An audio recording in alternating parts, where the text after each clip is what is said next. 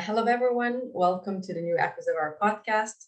Today, we're going to North Macedonia, where we're talking with Elena Gagovska. Technically, we're not going anywhere because this episode is done over Zoom, and it is the only one done in this format. So hopefully, everything goes smoothly. Elena, thank you so much for deciding to join us, even under these conditions. How are you? I'm good. Thank you for having me. Let's introduce you just briefly. So Elena is a freelance writer and a journalist, currently based in Skopje, North Macedonia. Her main journalistic interests are left-wing politics, LGBT rights, and feminism. She has published pieces in many English-speaking mediums like Summer of Solidarity, and she's also a regular contributor to the leading Macedonian feminist publication Meduza. Thank you, Elena, so much once again. And I have to thank also Nadica from the group Education is also Non-Formal, How to Empower Change Agents Through Non-Formal Education, for connecting us and making this episode possible. All the links of the incredible work that group has done will be in the podcast description. So Elena, like all I know about you is what Nadica told me and what I Googled about you. Of course, I found a lot of your writing, but I found like articles about you and pictures from your activism and social engagement. And you seem to be very present in the public dialogue in North Macedonia. So can you tell me how it all started? What are your beginnings and how did you decide to become a change maker in your community? Yeah, thank you for that question. Well, I would say I wasn't even sure that writing was necessarily an interest for a long time, but I after high school I ended up at this small liberal arts college in Berlin called Bard College Berlin. There's a Bard College in the US, and this is like a sister school that's like much cheaper, and I also had a scholarship, so it worked out. And so in like my freshman year of college, I had a student job in the cafeteria, and I was supposed to continue that. But then at the beginning of my sophomore year, I broke my arm, so I could not do that job.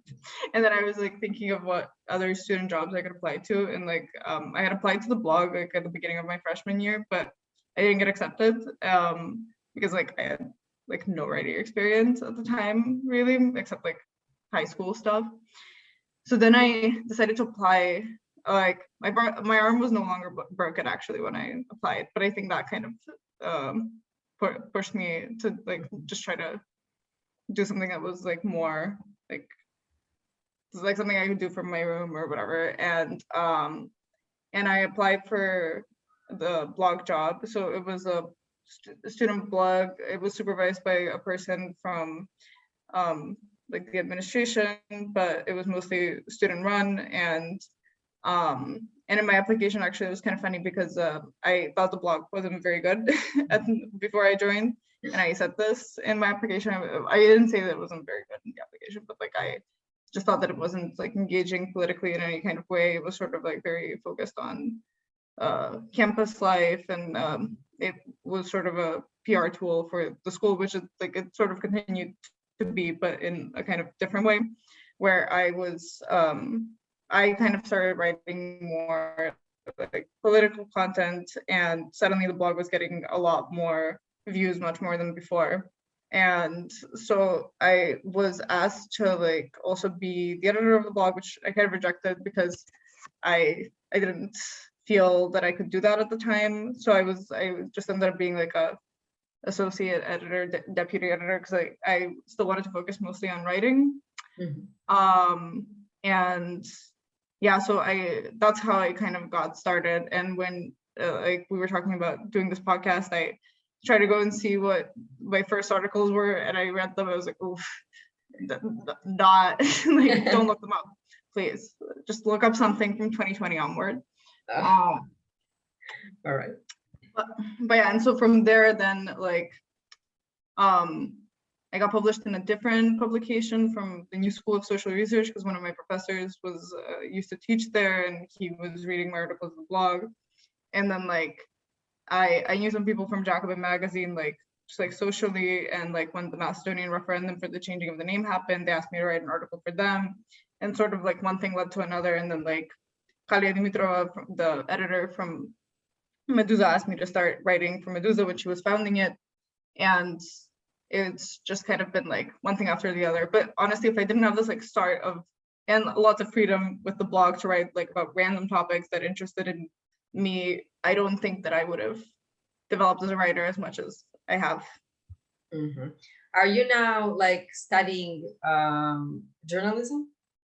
No, so my master's is at the Freie Universität in Berlin, like the Free University in Berlin. Like I kind of like started that right after my bachelor's, which was a bit of a mistake because then I only had one semester in person, and then COVID hit, and I've done most of it online, except last semester that I went back to Berlin to do it. But it's in North American studies, so it's an interdisciplinary program where you take like subjects from various areas, and like you're supposed to have 2 concentrations. I have history and literature, and I'm currently writing my thesis.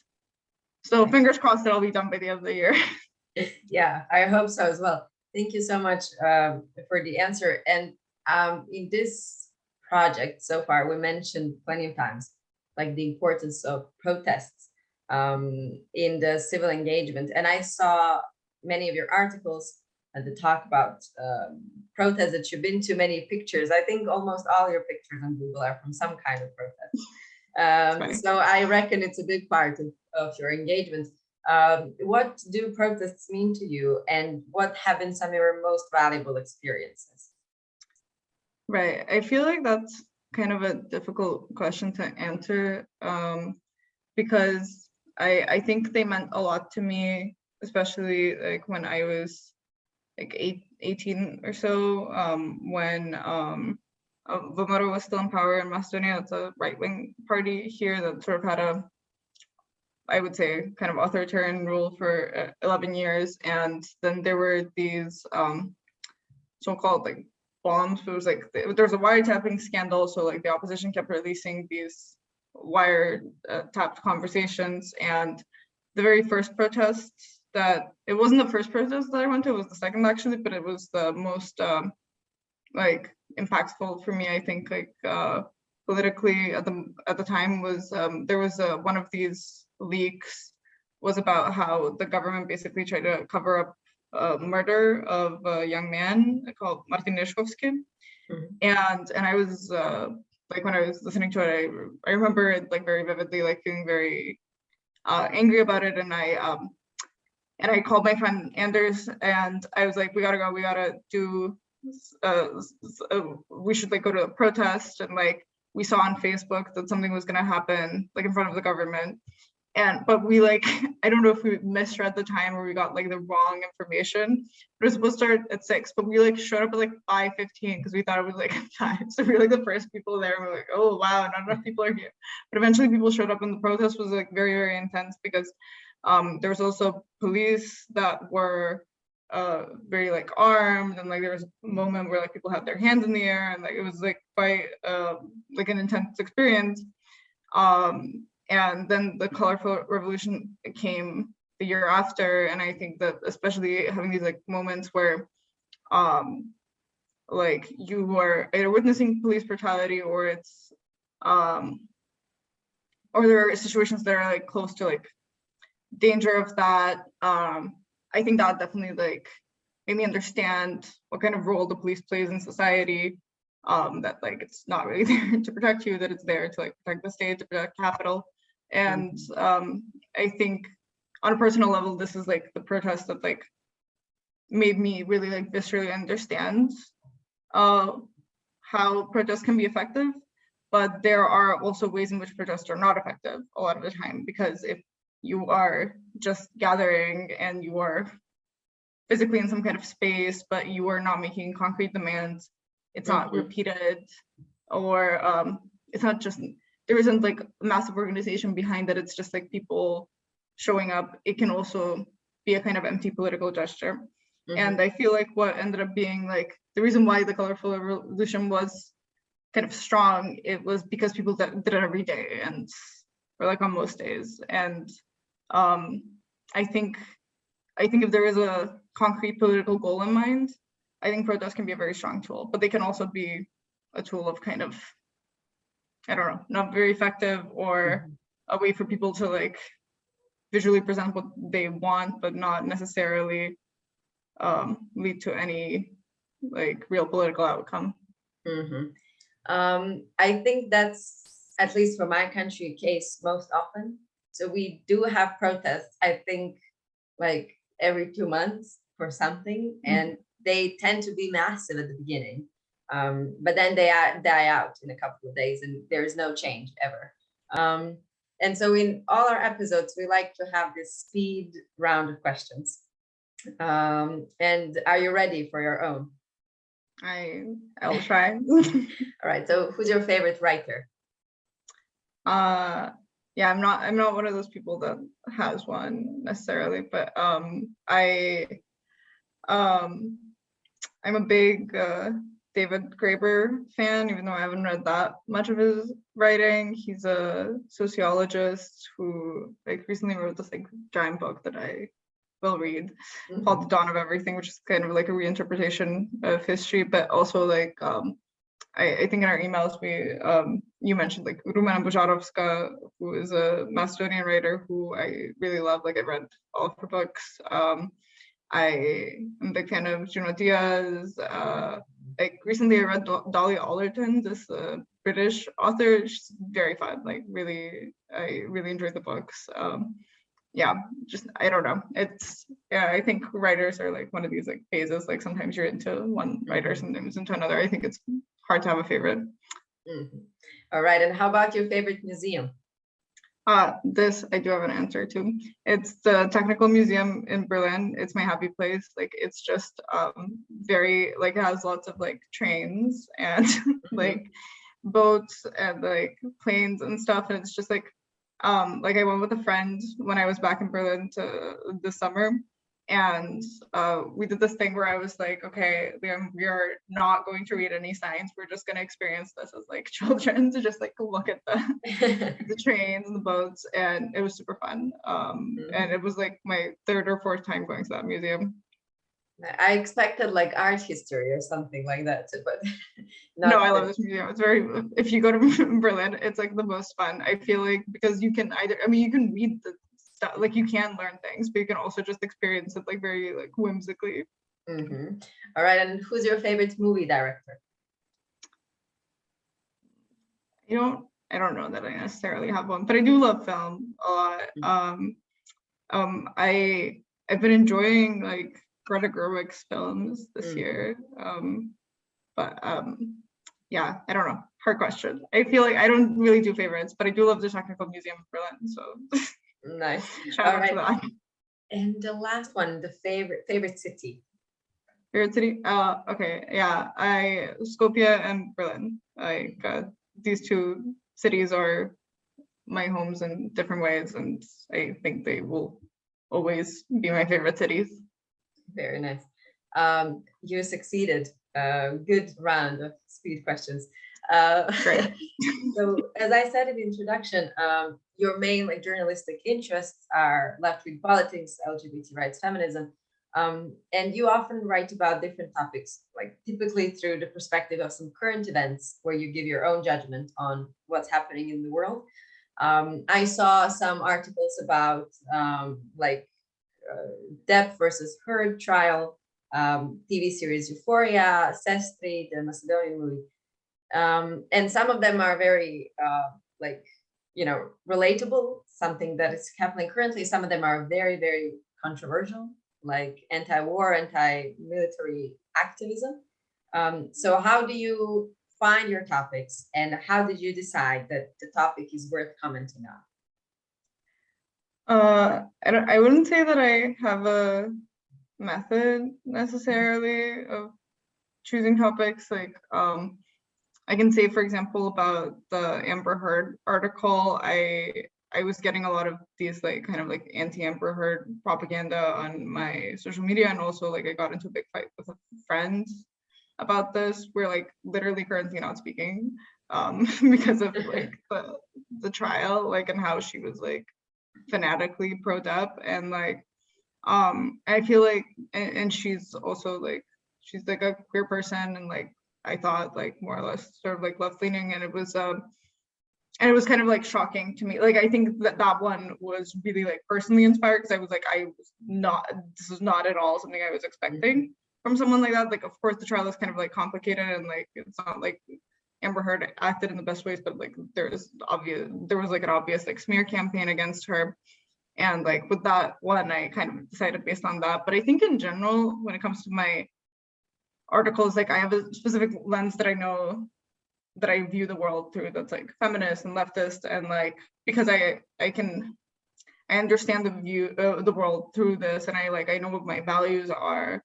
I think those values go into whatever I write, and because like people will like talk about like objective journalism, but that just doesn't really exist. There's always a perspective, there's always a bias, and I think often what I write about is injustice of some kind, and just like I guess my own perspective on it. And I guess I have lots of opinions about things all the time, but I'm not gonna like write about every single one of them. So it's like sometimes also who decides what I need to write is like an editor. And sometimes you have an assignment, and you just do that. But it doesn't mean that like I don't bring in like my own thoughts and values into what I'm writing. Yeah, I found like that a lot of your things that you write, they have kind of the same perspective as you said, and then often these feminist ones tend to attract me, and I read most of them. And I found one on Meduza about the American situation with abortion rights currently, and the fact that women are losing the basic human right to abortion. So how do you comment on this, and did it come to you as a surprise? I think when that document was leaked, that the Supreme Court would overturn Roe v. Wade, that morning, I remember I was in Berlin, and my roommate was about to leave for work, and I told her about it, and I was shocked in that moment. I mean, it was like, this has been a longer political process to strip women of their rights to bodily autonomy, but I was shocked. Like, I'm not going to say that I wasn't, but the day that it actually got overturned, I didn't feel as much as I thought that I would. I think I was more shocked when I read about this initially. And what I argued in my article is that the same people who are trying to take away the right of abortion from women and other people who can become pregnant are the same people that are also pushing these like transphobic bills that are trying to take bodily autonomy from trans people. And these issues seem like they're seemingly different, but they are like coming more or less from the same organizations, and they're coming from the same place of wanting to control the bodily autonomy of people who are like lower on the social hierarchy, in which like the assumed like top is like white, cisgender, rich man. Yes, and I also feel like people came very I mean, at the beginning it wasn't as shocking, but because we didn't really know how to react to it. And I think for me, because I didn't have like a touch with the real story at the beginning, I was like, okay, but maybe it's not going to happen everywhere. And then I saw on Twitter that women are massively deleting like period tracking apps because it can be used against them. And I just realized like the size of this thing and how many women are going to lose their rights. It was really devastating. And so I think one of the last questions I have is, in the light of the Serbian situation and the possibility of canceling Europride, I read also in Meduza your article on why Pride is important, and it was a great one. And can you tell me now, what does Pride mean to you, and what does it mean to democratic values? Well, Pride, I think a lot, like especially in the Balkans, it seems like there are often these narratives lately that it's like imposed by the West, and that like people are parading around. And Pride, I would say, is one of the more effective protests, because queer people spend a lot of their lives in the closet or invisible in some one way or another. And especially here, where we still have not had this kind of like gay liberation movements that happened in, say, like the 70s or 80s in the US, for example, or like France and like Western Europe. It doesn't mean that they're not going to happen here, but my theory for why they kind of haven't happened yet in the Balkans is also because they're like generally gay liberation movements have started in like very big cities like New York and San Francisco, and here we just don't have cities that are that big. So it's like queer people are kind of scattered, and like now I think it's sort of happening probably also with like concentrations of people in the capitals, and I think what Pride means, especially in Skopje, like I've been to Berlin Pride, which I don't really like that much because it's become very corporate. Like there are literally like floats from the military and like PayPal and whatever. So there are also like more radical or alternative marches, but like the main one is kind of depressing in a way. Like, I mean, you can have fun, I guess, but like it's not like, whereas like in Skopje, when I've gone there, like it always feels like, because we've only had 3 so far, it feels like you're really a part of like something historic, and that like it is making a change. And the last Pride, I think it had the most amount of people, like at least like from my judgment of like, because I've been to all 3. So I think it means like a way to move forward with like inclusion in society and to challenge like the patriarchal hegemony. And yeah, some people are not going to like it, but ultimately it's not about people's feelings, it's about queer lives. So I think that's what it means to me. And I will also be going to Belgrade Pride, and I hope that it happens without incidents. And yeah, it's quite concerning at the moment, to be honest, with yes. It's about 2 weeks, right? Yeah, it's on the 17th, I think. Yeah, I haven't booked anything yet, but the idea is to go. Yeah, I hope it will happen. And I hope the pressure will be big enough on them to let it happen. And I also want to read a part of the article. Go ahead. And it's about the ending. So why do we need Pride? Because in Macedonia, homosexuality was decriminalized only in the year I was born, 1996. Because for many queer people, coming out is still life-threatening. Because same-sex marriage is legal only in 31 states. Because in Poland, they declare zones free of LGBT people. Because homosexuality is still illegal in 69 states. Because there is not a single country where LGBT people are completely equal and safe. And as devastating as it is true. And thank you, Elena, so much for joining me today and for writing this incredible piece. Thank you so much. Thank you. Thank you for having me. This was fun. Thank you.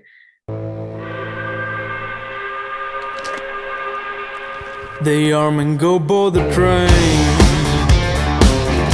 Danger steam and air. No one at closer safe ground for the Johnson brothers, dead or alive. Now Lord, he knew him good. He used to work on the ranch. They all but they affair for him, sweat and blood, but now they're gonna pay well.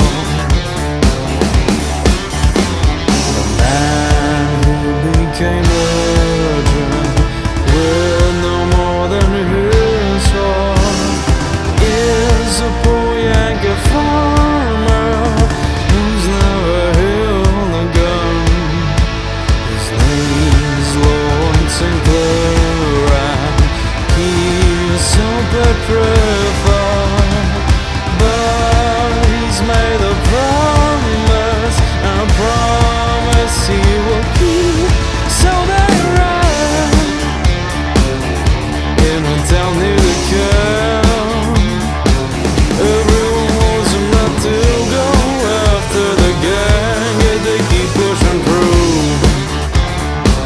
they scout and soon find out it's a gang of 12.